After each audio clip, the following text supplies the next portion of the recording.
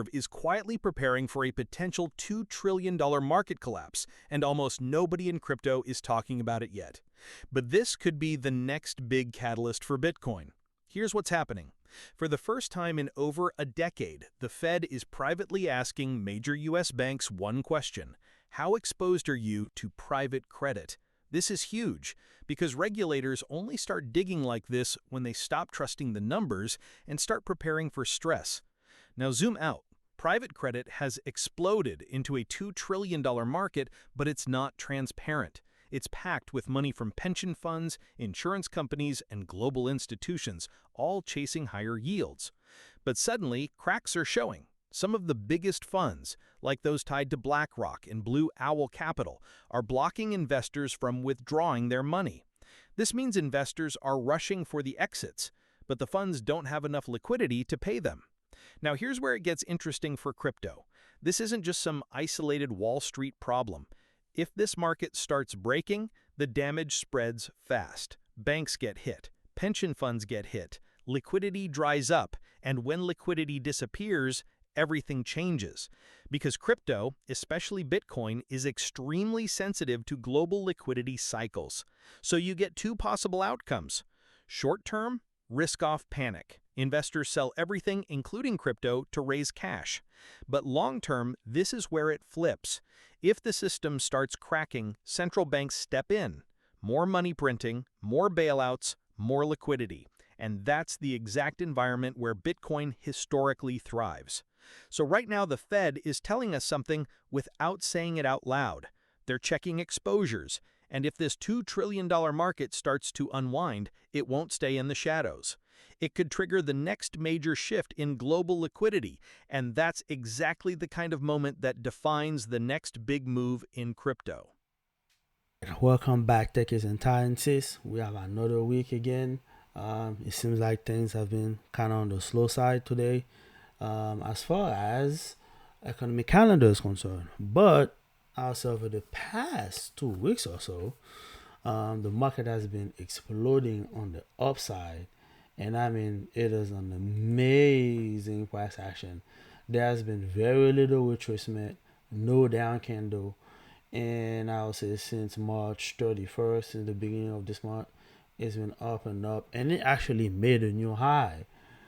I mean, who would have thought that? You know what I mean? I did. I remember I mentioned last week on my last prediction that when a price will get around this level here, where the green bar is at 25,508, there would have been like a slowdown, like a bump in the road. Man, I was wrong. I mean, it just got through it, paused a little bit. That's within the 5 minute chart, 1 minute chart, and then explode higher.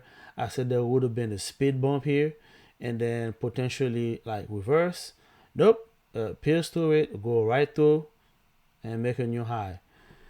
You know, yeah. Well, what are the fundamentals that that create all of that? What I can tell you is it was just a buy program, and it was just gonna keep going up no matter what was on the news. That's pretty much what it says. Even though they said they had a ceasefire, but I mean, really, I mean those things don't really last like that. But yeah, let's take a look at the economic calendar. There was nothing here that would push the price up. There was no new Fed. There was no cut. There was no um, rate cuts. Nothing. It was nothing related to the market. It's just there was a ceasefire, quote unquote, and that's pretty much what pushing price up. Hey, I'm not mad at it. I took advantage of it. Let's take a look at the greed and fear index. Obviously, it was, I would say, when the war started, it was at the extreme fear. Jump over to fear, and then kind of like skipped the neutral and got into greed very quickly. So I don't know what's gonna happen on Tuesday of next week when the ceasefire deal is over. I'm not sure if it's gonna reverse gear and get into a neutral or fear, but we'll be watching that price action here. But right now, I'm assuming since we are in the grid area, I will assume that what you call that, the VIX is probably on the low side at this point, and That's because that fear ingredient index is closely related to the VIX index, and obviously, as you can see here, it has dropped to around the low of 17. I mean, it's been steadily dropping since the beginning of April, steadily dropping to the 17, which is good news. So price has been skyrocketing. All right, so let's take a look at Bitcoin. See how it's been doing. Um, I don't know. That's gold. Sorry. Let me jump into Bitcoin real quick. So yeah, I dropped that clip earlier about Bitcoin. So it seems like it went into like a prolonged time in consolidation, and it seems like it's ticking up a little bit on the upside. And if you watch that previous clip I just dropped, you should be able to see the reason why it's dropping into Bitcoin. I mean, those risks are still here. The private market, no, the Strait of Hormuz being closed and open. One day is open, one day is closed. At this point, what to believe, and there's the potential that the war in Iran may resume. But at this point, we'll take advantage of that. But I would like to keep your eyes on two things here. On the crude oil, the contract, the preceding contract, as you can see, this is the month of June, month of July, and the month of August. And as you can see, the contract is cheaper, cheaper, and cheaper. That's indicating of that. Normally, the contract is supposed to be more like the normal rate outgoing, supposed to be a little bit higher, but it seems like it's a little bit cheaper. So we don't know if it's going on the discount and then to spike up a little bit later.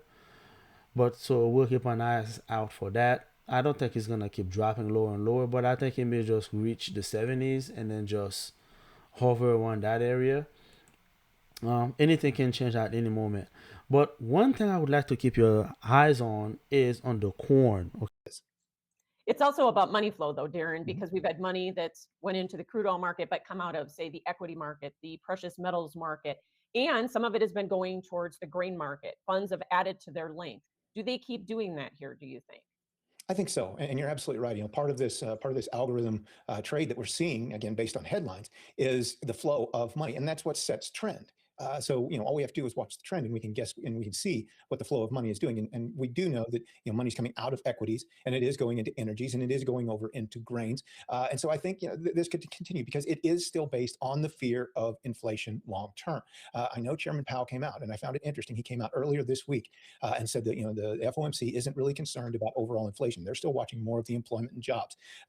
But and this immediately worked to affect the Fed fund futures forward curve, kind of take the possibility of a rate hike out this fall, at least here earlier this week. We'll see what happens now. But this all boils down to the fear of inflation. What is the energies market going to do? It is carrying over into the grains sector. Some of the other sectors are still lagging a bit, so the buying does seem to be coming from outside sources, from rolling out of other market sectors and into the grains. Right. But funds are also buying in the grains because they're really of relatively low value compared to a lot of other things, too, right? Yeah, if we look at the long-term charts and long-term price ranges, yes, wheat, corn, soybeans have moved a little bit, but these markets are still down near their lows. And so, if we just look at, what is the potential of these markets, obviously that's attractive. If we see inflation start to skyrocket, they are attractive to long-term investment money. And so, Yeah. and this could continue to bring some of that money coming out of equities into grains.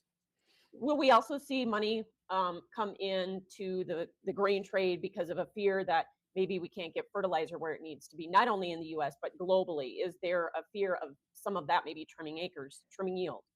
Yes, I think so, and I think we can see that more in the corn market. I think this is where the real concern is, because who knows what acres is going to be. We didn't learn anything this week about acres that we didn't already know.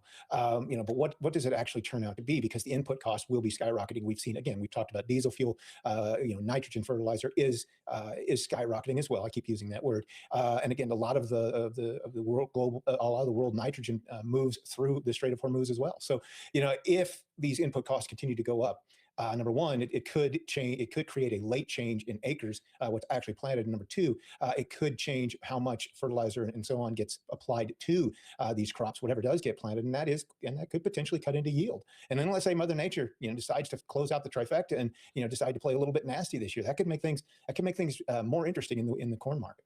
Okay, so when it comes to the grain market, I will definitely keep my eyes on that. The reason why is because that Strait of Hormuz, it doesn't just export oil, it exports fertilizers and a lot of other ingredients around the world. And if they close the Bab el Mandeb Strait, that could cause a lot of issues as well. I mean, even if they reopen them tomorrow, you're still going to see a higher price for grain.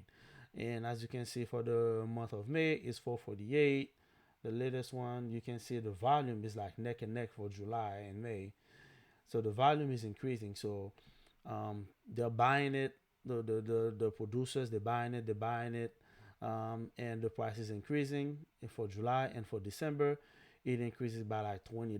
So, and normally the volume is usually relatively low, but now you see that the volume is spiking. Is because the strait is closed, and then the outgoing contract is at a premium, and it's pretty much the same thing for the entire grain market.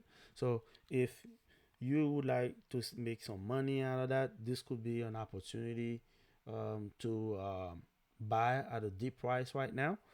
And so what I would do is watch out for the summer, try to see if there is like a dip on the sell side, meaning if you see there's a relative equal lows. So let me take a chart here to show you, and it's not necessarily a grain market. Like if you see something similar to this during the summer or the end of spring, where the price of grain just dip a little bit, it's probably gonna produce the same result as this.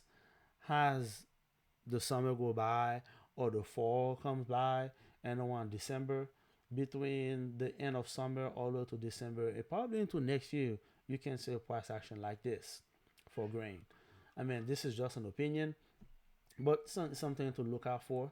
And now we are looking at the treasury market. It looks like it's holding steady here, going on the consolidation. It peaked right around, we'll say like March 27, and then from then it's just dropping and dipping and dipping.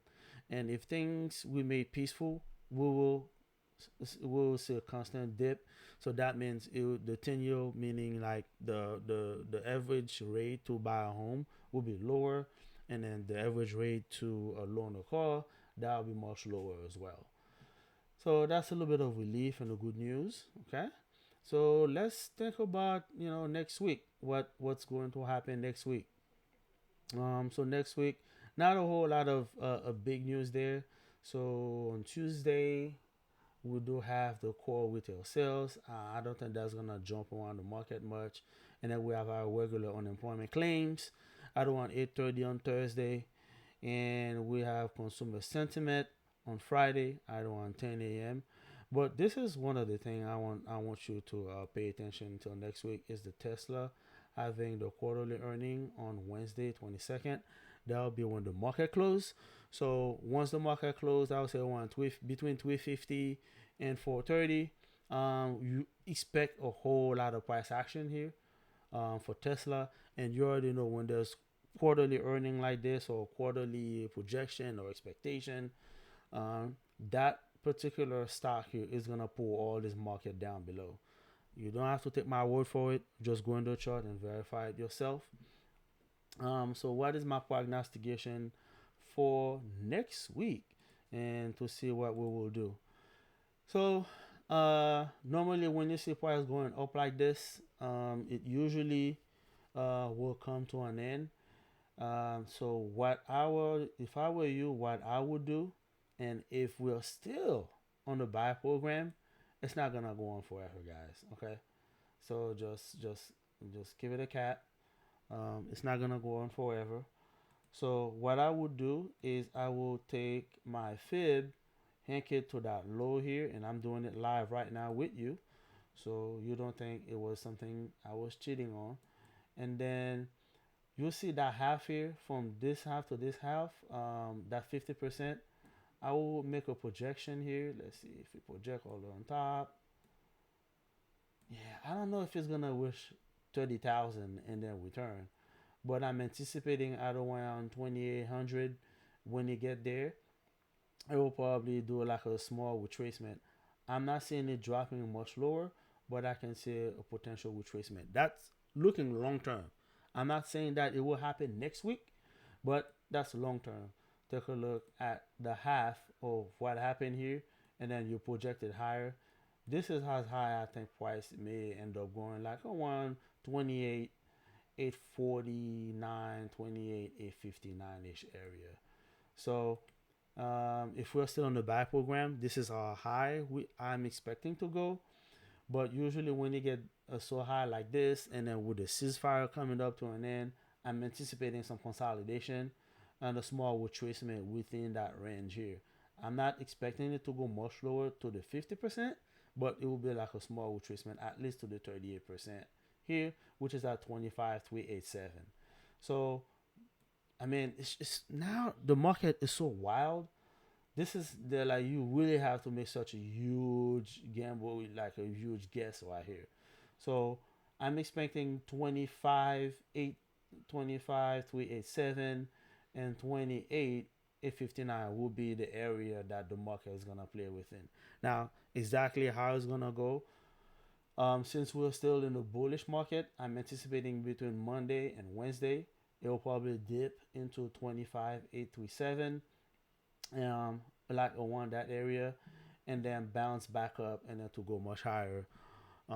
Later on Wednesday after the Tesla earning, and then until Thursday and Friday is just gonna keep going after that. So like a low of the day on Tuesday and Wednesday, around this area, and then go back up. So that's my prediction for next week.